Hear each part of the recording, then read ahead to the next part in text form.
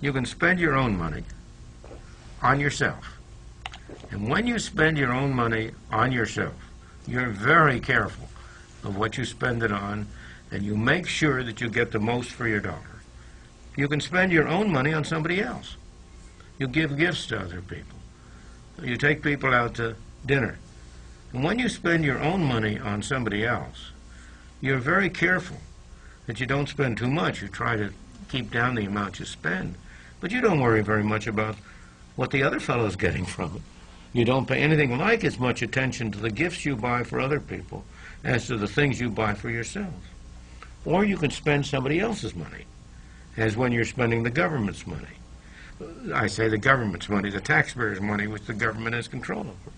Now you're spending somebody else's money. Let's say you're out to lunch on an expense account, but you're spending it on yourself. You're very careful that you get good things for your money. You try to have a good lunch and pick the right things, but you're not very much worried about whether you get the cheapest. Spend all you want. Spend all you want. You'll be careless. Now, what happens when you spend somebody else's money on somebody else? You're a distributor of welfare funds. You're not going to be anything like as careful in spending somebody else's money on somebody else.